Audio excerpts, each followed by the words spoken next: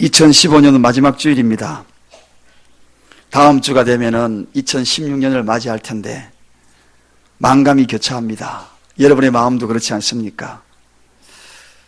목사님들이 모여서 잠깐 이야기 나누면서 참 교인들이 여러 유형이 있다, 그런 이야기를 나눌 때 저는 가만히 들었어요.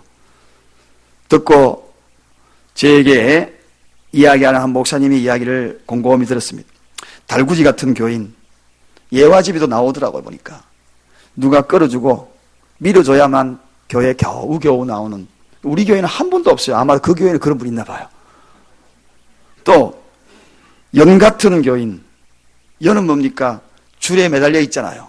그래서 실을 붙들고 있지 아니하면 소리 없이 훌쩍 날아가 버리는 연 같은 교인. 고양이 같은 교인이 있다고 합니다. 고양이는 늘 토닥거려줘야 돼요. 어이구 토닥거려줘야 돼. 나이가 많든 적든 토닥거려줘야 돼. 안 토닥거려주면은 엥 하고 핥히는 그런 고양이 같은 교인이 있대요. 풍선 같은 교인. 이거 풍선 같은 교인이 좀 굉장히 위험한 스타일입니다. 우리 교회는 없어요. 저기 서울의 도봉구 쪽으로 가면은 혹시 있을지 몰라요. 근데 풍선 같은 교인은 항상 잔뜩 부풀어 있어요. 뭔가 건드리기만 건드리면 터질 것 같은. 그래서 그러한 교인이 있다고 합니다. 또 종이 같은 교인이 있어요. 비가 오면은 축 쳐져서 안 나오는 교인. 종이 같은 교인이죠. 핸드폰 같은 교인이 있답니다. 예배 중에도 몰래 핸드폰 문자 주고받는 사람. 우리 교인은 없어요. 이건 이제 부산에 가면 그런 교인 많대요. 스포츠 교인이 있다고 합니다. 중요한 스포츠 중계만 있으면 안 나오는 교인. 축구 있으면 안 나오고 배구 있으면 안 나오고. 그런데 제일 무서운 교인이 하나 있다고 합니다. 시험관 교인. 이게 뭔지 아십니까? 설교는 안 듣고 설교 점수 매기려고 하는 교인. 우리 교회 안 있고요. 저기 강남에 가면 그런 사람 진짜 많아요. 똑똑하고 배운 사람들. 제가 전에 부임했을 때 그때 한 목사님이, 젊은 목사님이 설교를 했어요. 설교 끝나고 난 다음에 이제 목사님 모임과 또 저명 인사들이 모인 그런 자리에서 그 목사님이 설교했죠. 식사를 같이 하는데 한 분이 그러시더라고요. 목사님, 오늘 설교한 중에서 맞춤법이 몇 개 틀린지 아십니까? 그리고 문장 배열이 어떻게 되는지 아십니까? 알고 보니 그분이 국어선생님이, 과거의 전직이 국어선생님. 설교 안 듣고 틀린 거 안 듣고 요거 딱 메모했다가, 우리 교회에 없고 그건 저 미국에 있어요. 미국에. 여러분, 마지막이라 그러면 왠지 우리 마음이 좀 허전해집니다. 그런데 마지막은 마지막인데 풍성한 걸 가지고 마지막을 맞이하면은 괜찮은데요, 빈 건물을 가지고 마지막에 맞이하면 참 마음이 씁쓸합니다. 그렇지 않아요? 한 해 동안 뭔가 좀 풍성한 걸 놓고서 마지막 연말이다 그러면 참 기쁜데 아무것도 없어. 빈 건물이야. 잡은 거 아무것도 없어. 오늘 베드로가 잡은 거 아무것도 없어. 빈 건물. 그 앞에서 푸념하고 힘들어하면서 있는 이 베드로의 모습이 혹시 여러분의 모습이 아닙니까?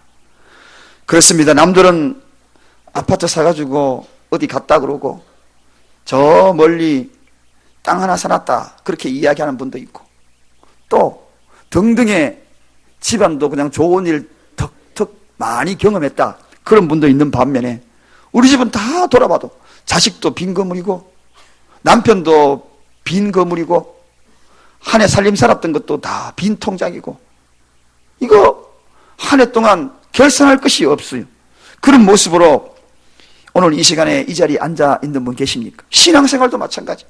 한 해 동안 열심히 했는데 왠지 공허하고 뻥 뚫린 것 같고 빈 건물 붙들고 있는 신앙생활을 한 것처럼 그런 분들이 없는가 하는 이야기입니다. 오늘 이 본문에 베드로는 그런 심정으로 지금 빈 건물을 손질하고 있어요.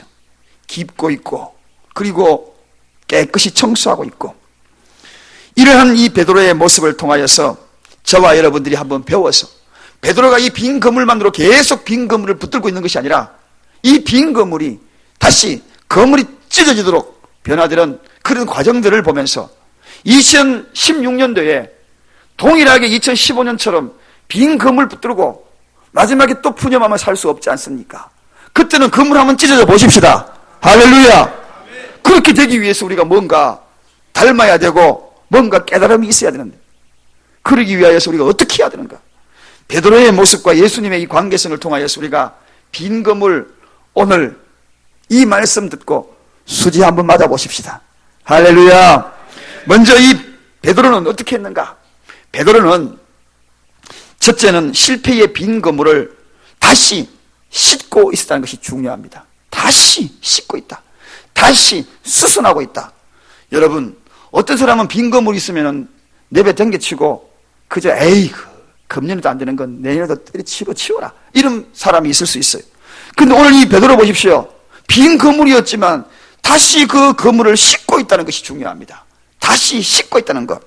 왜 그물을 씻습니까? 다시 하려고, 다시 고기 잡으러 가려고, 다시 자기의 주어진 삶의 터전으로 다시 나아가려고, 그래서 준비하고 있는 겁니다. 만약에 그렇지 않았으면 그물을 내팽개쳤겠지요. 지난밤에 한 마리도 못 잡았지만 새날에는 한 마리 잡을 수 있을 것이라는 그 기대를 가지고 다시 준비한다는 것. 여러분, 하나님은 어떤 사람을 사용하시는지 아십니까? 실패의 그물 앞에 그 그물을 붙들고 실망하고 좌절하고 있는 그에게 함께 하시는 분이 아닙니다. 그 그물을 다시 씻는 자와 함께 하십니다. 그 그물을 다시 수선하는 자와 함께 하십니다. 그 그물을 다시 정리하는 자와 함께 하십니다. 한 해 동안 내 그물, 신앙의 그물들을 다시 정리하고 내 삶의 환경을 정리하고 어디에 문제가 어디에 꼬여있고 이 문제를 다시 정리하는 자, 다시 일어서려고 하는 자, 이 자와 함께 한다는 것입니다. 비록 사업에 실패하신 분 계시지요. 실패 이후에 가슴 아파하는 사람, 직장을 잃어버리고 연말되니까 굉장히 힘들어하는 분들, 실패의 빈 그물 앞에서, 물질의 빈 그물 앞에서 망설이고 계신 여러분이 계시다면 오늘 이 베드로 모습처럼 그물을 다시 준비하시기 바랍니다. 다시 씻으시기 바랍니다. 예수님은 그런 자에게 찾아가십니다. 쓰러져 있는 시간이 기는 자에 찾아가지 않습니다. 다시 준비하는 자에게 찾아가십니다. 쓰러지면 시간이 길어서 안 됩니다, 여러분. 그물을 씻고 그물을 수순하고 다시 준비해야 합니다. 인생이 뭔가요? 쓰러져 넘어 있는 것이 인생입니까? 그게 아니잖아요. 일어서는 것이 인생입니다. 다시 오뚜기처럼 일어서는 것이 하나님의 사람들입니다. 인생을 가장 어둡게 하고 무서운 것이 뭔지 아십니까? 쓰러져 있는 상태에 멈춘 그 자세가 굉장히 무서운 겁니다. 쓰러져 있는 그 모습 그대로 있는 것이 제일 무서운 것이고, 그 모습이 가장 안타까운 모습이고, 그게 가장 보기가 흉한 모습입니다. 쓰러져 있지 말기를 주님으로 축원드립니다. 저 이모부가 오토바이 사고로 대형 사고를 당해서 부둣가에 밧줄인데 거기에 걸려서 넘어져서 온 전신 마비를 다 입어가지고 오랫동안 병석에 꼼짝달싹 못하고 40대에 그랬습니다. 오래전이니까.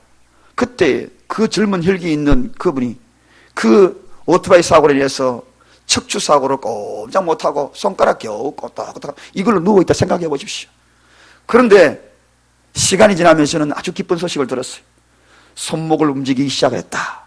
다시 일어서려고. 그리고 팔꿈치를 일어서 스스로 내가 어떻게 하든지 내가 남의 도움을 받지 아니하고 휠체어를 타야 되겠다. 그래서 움직이고 또 움직이고 또 움직이고 또 움직이고 다시 일어서다가 넘어지고. 여러분, 우리가 손발이 멀쩡해도요 넘어지면은 다쳐요. 우리 교회에도 그런 분 계시잖아요. 연세 드신 분들이나 아니면은 또 미끄러져 손발이 있어도 넘어지면은요 방어하려고 해도 다쳐요. 그런데 방어할 능력이 없는 분이 겨우 붙잡고 일어나다가 넘어지면은요 대형 사고입니다. 온몸에 멍이에요. 그럼에도 불구하고 또 내가 휠체어를 타야지 붙들고. 그런데 결국은 휠체어를 탔어요. 할렐루야. 그리고 자기 발로 휠체어 타고 교회까지 갔어. 여러분, 거기에서 그치지 않았어요. 어떻게 인지 아십니까? 내가 전신은 이렇게 휠체어로 하고 이제 손을 움직이니까 이 손 움직이는 가지고 하체는 못 쓰지만 영원히 못 쓴다는 진단을 받았지만, 그렇지만 내가 대회에 나가야 되겠다. 휠체어 경기 대회에 나가야 되겠다. 그 몸으로 휠체어 경기장까지 나갔어요. 여러분, 다시 일었으니까요 모두가 다 감격했어요. 다들 할 수 없을 거라 생각했는데 비록 등 위에 들지 못했지만 그 가운데에 휠체어를 몰고 들어오는 그 모습, 여러분, 다시 일어서는 것 굉장히 중요합니다. 그 모습 속에 하나님이 역사하시는 것입니다. 포기는 절망이에요. 절망은 유일한 우리의 적입니다. 여러분, 아마도 이 자리에 스스로 적을 만드는 분 참 많이 계세요. 스스로 절망하면 절망이 곧 적입니다. 여러분, 절망하지 마시고 다시 출발하십시다. 다시 거물을 수선하십시다. 다시 하면 돼요. 일어서면 되는 것입니다. 일어서는 그 자리에 예수님이 찾아가신다는 것, 여러분 잊지 마시기 바랍니다. 미국 캘리포니아에 금강 개발이 한참 있을 때에, 그때에 한 사람이 전 재산을 다 털어가지고 그 금강을 산 겁니다. 그래서 금강이 있을지 없을지는 모르지만 파면 나온다는 그 기대치에 누구든지 산을 뚫고 할 그때에 이 사람도 일꾼을 고용해가지고 금강을 파기 시작합니다.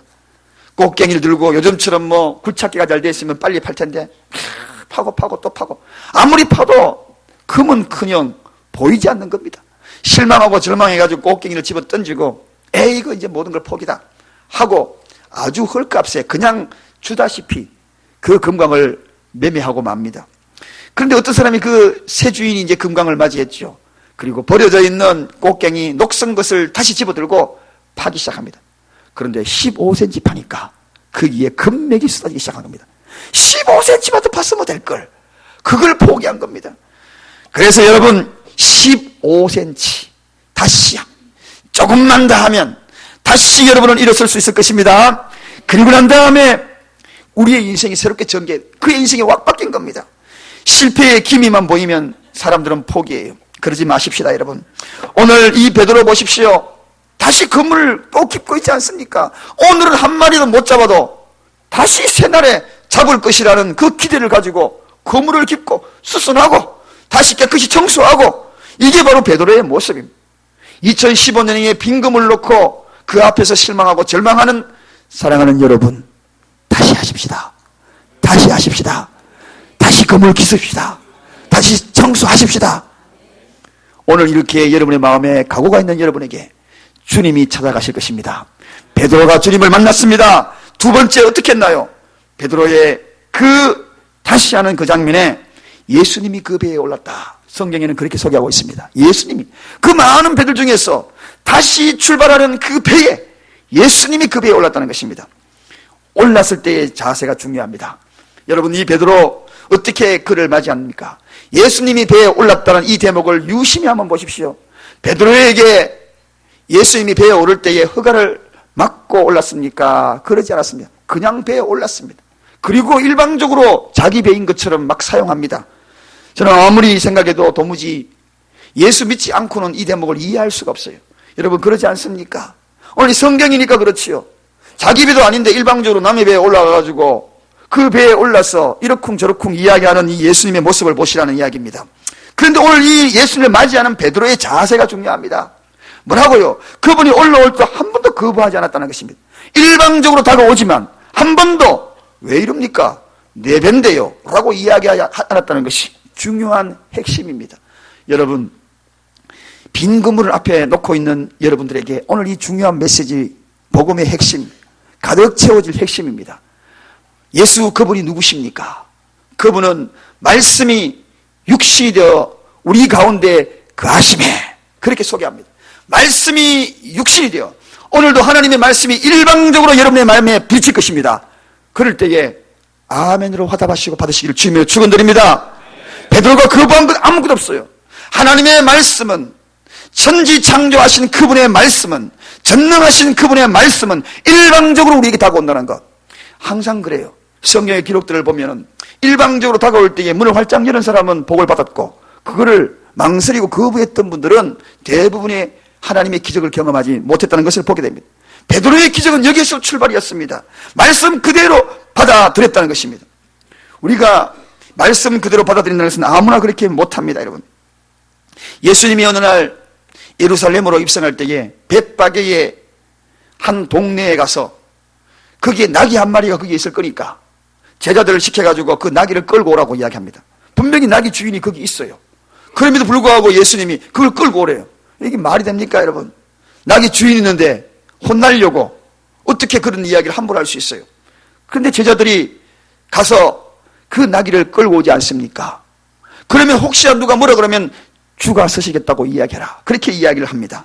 여러분, 오늘 보십시오. 벳바게의 그 주인이, 이름도 없는 그 주인이, 나귀의 주인의 이야기가 오늘날까지 우리에게 감동을 줄 수 있던 것은 주님의 말씀이 임할 때에 일방적으로 받아들였다는 것입니다. 그대로 수용했다는 것입니다.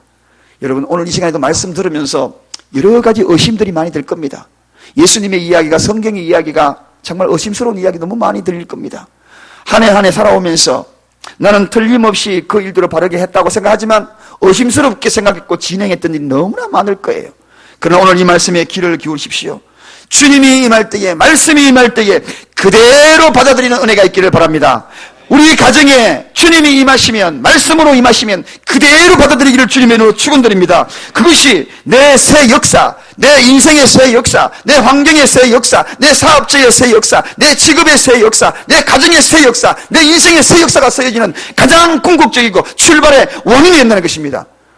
베드로가 바로 그러한 것을 깨달은 겁니다. 주님, 내 재능의 배에 올르십시오. 주님, 내 가정의 배에 오르십시오. 내 시간의 배에 오르십시오. 내 물질의 배에 오르십시오. 주님이 이 모든 것들을 통하여서 새 역사의 출발은 여기서부터 출발되는 것입니다.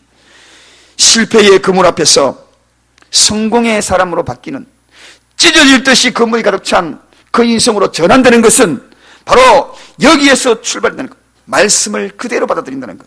여러분, 솔직히 그래요. 여러분, 우리가 주님의 말씀이 임할 때에 우리 삶에 갑자기 주인 행사하려는 하나님의 말씀이 드릴 겁니다. 그럴 때마다 여러분, 그때 강력하게 그 말씀을 취하시기를 바랍니다. 하나님의 기적이 머무를 때입니다. 여러분, 강력하게 일방적으로 다가오셔가지고 그걸 요구할 때가 있어요. 그럴 때 아멘 하고 화답할 때에 그게 내 인생에 새롭게 쓰여지는 것입니다. 빈 건물의 원인은 딴 게 아닙니다. 그럴 때 늘 거부했던 겁니다. 그럴 때 늘 다른 생각을 했던 겁니다. 그러나 오늘 베드로는 그걸 알았어요. 내 배에 오르는 그 순간 예수님 앞에 그분은 그 배를 내어드리고 일방적으로 요구하시는 그에 따랐다는 것. 이게 바로 베드로의 빈 건물이 이제는 만선이 되는 놀라운 은혜를 누리게 되는 첫 번째 이유. 두 번째는 베드로는 말씀을 기준으로 삼고 실천했습니다. 여러분, 예수님이 올랐으면 이제 기준이 중요합니다. 말씀대로 살아가기 위하고 또 그것을 실천하는 것이 중요합니다. 솔직히 저도 지난 삶을 쭉 돌아보면 예수는 믿었지만 정말 내가 하나님 말씀이 기준이 되었는가? 이 질문에 저에게 이렇게 과거를 돌아보면 그러지 못한 때가 참 많아. 목회를 하면서도 경험을 기준 삼으려고 그러고, 그리고 내가 알고 있는 지식으로 기준 삼으려고 그러고, 그럴 때마다 어김없이 빈 건물이 되는 것을 참 많이 봐요. 여러분, 처음에 개척을 하고 교회를 개척을 할 때도 그랬어요. 제가 신학교 다니면서 저에게 어느 한 장소에서 목회를 바로 시작한 것이 아니었기 때문에 직장생활을 조금 하면서 그게 저에게 주식이 장장 15%, 한 회사의 15%면 어마어마. 그런데 저는 생각했어요. 그 15%가 나에게 돌아오면 그걸 가지고 내가 신학교도 졸업을 해가지고 교회를 세우고, 그리고 그걸 통하여서 하나님 앞에 영광 돌리고, 그걸 통하여서 모든 것을 이루리라. 그런데요, 하나님은 어김없이 빈 건물 만들더라고요. 물질을 기준 삼으니까 어김없이 다 쳐버려. 다 쳐버리고 오갈 데 없는 구석구석으로 전부 내려가게 만들고 결국은 다 잃게 만들고, 지하방 내려갈 데 없는 곳으로 내려가게 만들고. 여러분, 물질 기준 삼고 다른 것 기준 삼으면 있는 것 같으나 잃습니다. 빈 건물 됩니다. 여러분, 하나님 말씀의 기준 삼아야 합니다. 끝까지 하나님 말씀의 기준 삼아야 합니다.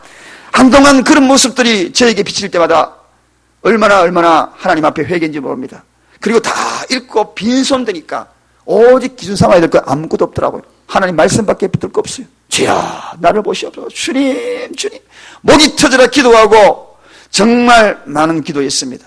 기준 삼아야 될 것 아무것도 없고, 의지해야 될 것 아무것도 없고, 주변에 아무것도 없고, 친구들, 돈 있는 친구들 다 떠나가고, 도와주겠다고 하는 사람 다 떠나가고, 오직 하나님 말씀. 여러분, 그러한 기준, 오늘 베드로에게도 기준이 생겼어요. 베드로는 무슨 기준이 아십니까? 깊은 곳이 기준이었습니다. 깊은 곳. 말씀 자체가 깊은 곳이었어요. 상식적으로 이해가 가지 않습니다. 여러분, 깊은 곳에 가서 건물을 내려라 하고 4절에 그렇게 이야기하고 있습니다. 그동안의 이 베드로의 기준은 지금 이 시간대면 얕은 곳입니다.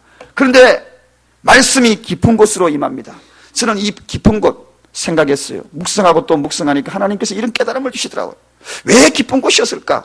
예수님이 얕은 곳에도 얼마든지 물고기를 몰아갈 수 있고, 그분이 어떤 분입니까? 물고기를 말씀으로 창조했어요. 고기들을 말씀으로 창세기에 창조한 것이 나옵니다. 그렇다면 얕은 곳에도 얼마든지 할 수 있는데 왜 깊은 곳일까? 그동안에 베드로의 삶이 너무 얕았다는 겁니다. 너는 얄팍한 삶을 살았다는 것입니다. 사람들은 속일 수 있어도 한 길 속 예수 그리스도요 하나님은 속일 수 없거든요. 깊은, 좀 이제 깊어라. 인생이 좀 깊은 인생 살아라. 어떻게 그렇게 이렇게 하고 저렇게 하고 밴댕이 속 모양으로 그렇게 살았냐? 아이고 베드로야, 이제 너 인생 좀 깊은 인생 되라. 뭐가 그렇게 인생이 조급해가지고 이랬다 저랬다가 좀 잘 믿다가 회딱 뒤집어지면 에이거 포기야. 그게 아니야 베드로야. 네 성격도 맨날 이렇다고 시쩍빼쩍 이러면 삐지고 저러면 삐지고 그런 속을 무려가지고 무슨 제자가 되겠냐? 베드로야, 속 좀 깊어라. 속 좀 깊어. 인생을 앞으로 그렇게 살면 안 된다 베드로야. 얕은 물가에도 얼마든지 물고기를 모를 수 있는 예수님이 깊은 곳에 가라. 베드로는 이 말씀에 그의 마음이 무너집니다. 상식이 무너지는 순간이죠. 그의 인생이 바뀌는 순간입니다. 여러분, 개인의 모든 사상과 문화가 무너지는 순간입니다. 기준만 바꾼 것이 아닙니다. 어떻게 해요? 실천에 옮기잖아요. 실천. 6절에 가보니까 이 실천에 옮기는 이 대목 대단합니다. 5절로 그가 대답하는 그 대답을 한번 우리 한 목소리로 한번 읽어보십시다. 실천의 장면 5절입니다. 다 같이 한번 읽겠습니다. 시작.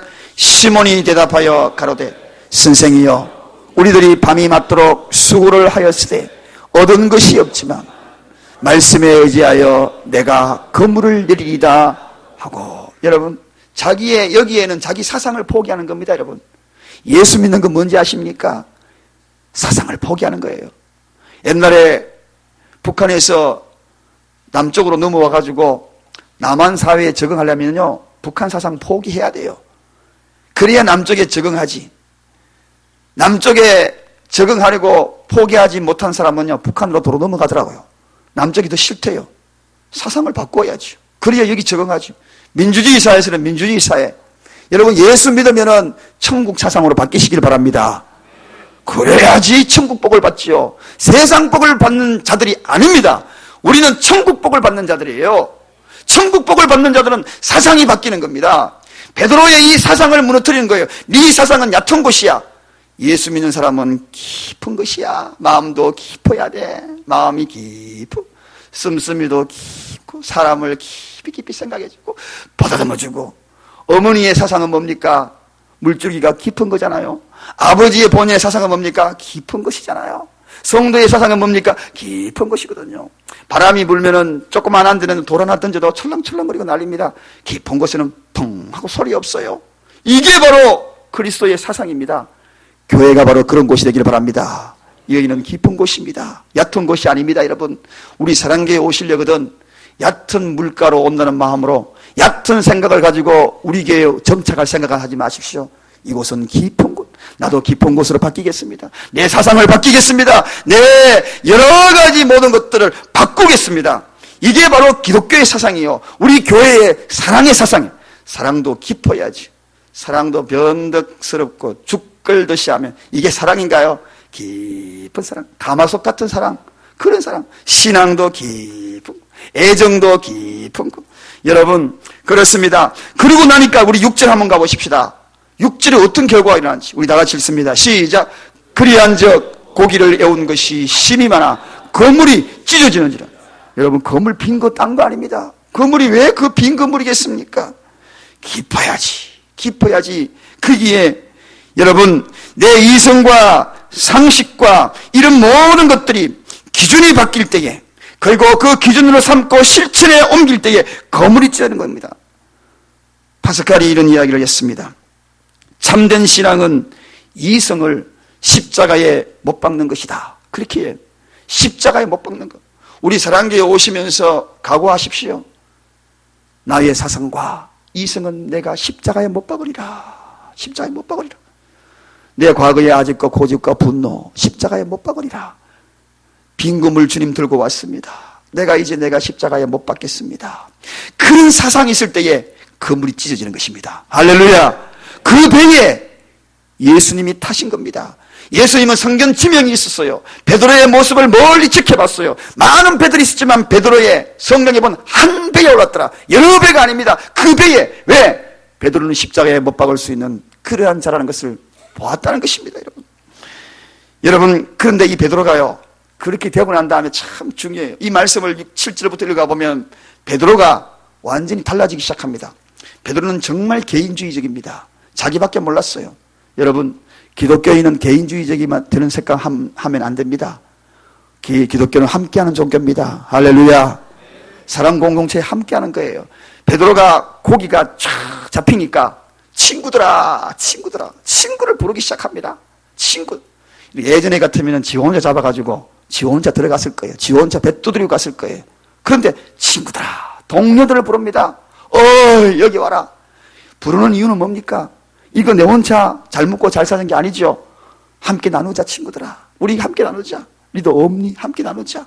사랑도 나누고 헌신도 나누고 봉사도 나누고. 여러분, 그렇습니다. 기준이 바뀌니까요, 함께하는 마음을 가집니다.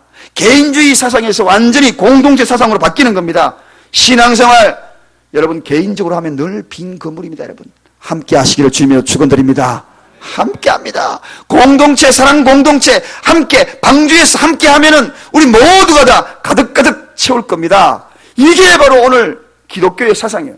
예수님이 내 교회는 한 몸이라 그랬습니다. 이 몸을 통하여서 천국 열쇠를 주겠다는 것입니다. 천국 열쇠, 함께 가십시다. 함께 들어가는 것입니다. 여러분, 오늘 이 베드로가 그렇게 이야기하니까 베드로가 할 이야기가 뭡니까?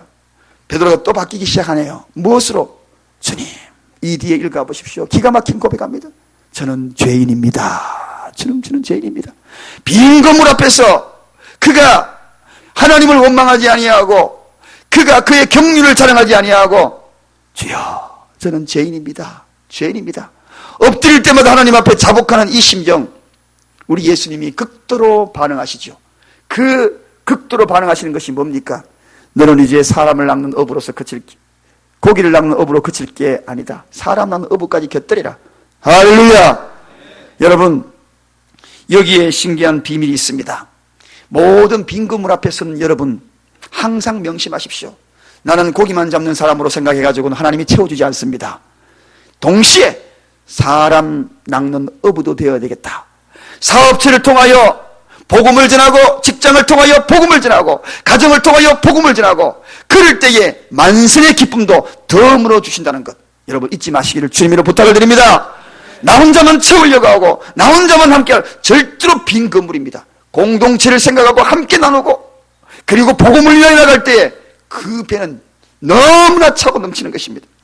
교회에서 지침을 내리고 할 때 우리 함께하자. 여러분, 그런 것도 굉장히 중요해요. 과거에 평신도로 있을 때에 목사님이 그러더라고요. 이제 전도할 대사들을 한번 다 노트에 한번 적어봐라. 전도 수첩을 하나 만들래요. 거기다가 제가 주변에 알고 있는 사람과 쭉 적으니까 200명이 되더라고요. 200명을 3개월 동안, 6개월 과정을 길게 나누면서 3개월 동안 일주일에 200명에게 전도 편지를 썼어요. 그것도 성의 없게 쓰면 받는 사람이 기분 나쁠까 싶었어. 정자로 200명에게 일주일간 쓰려고 하면 보통을 못 씁니다. 손가락에 물집이 다 잡힐 정도였어요. 그럼에도 끝까지 200명을 3개월 동안에 복음의 편지를 나눴어요. 함께 하려고. 저뿐만 아니었어요. 전부가 다 함께 하려고. 사랑교회 성경 한번 쓰자 그러니까 아직 171명이 비어있대요. 오늘 이 예배 마치면은 쓸 자리가 없어가지고 4장이 아니라 2장으로 줄을 줄로 믿습니다. 여러분, 함께 하는 것이 얼마나 중요한데요. 내 혼자만 편하려고 그러지 마십시오. 4장만 쓰면 우리는 완성된 성경책 하나, 이걸 가지고 말씀의 기준으로 삼고 이 기준대로 건물을 내리고 실천하면 만선이 되는데, 우리가 여기에서 너무 마음을 내려놓는 경우가 많아요. 4개월 동안 성경 4장 못 쓴다는 것은, 그것은 제가 보니까 아직까지 빈 건물 들고 한참 더 가야 될 것 같아요. 신앙의 빈 건물일 수 있습니다. 여러분, 다들 참여하셔요. 이게 중요한 거죠. 말씀을 그대로 받아들이는 겁니다.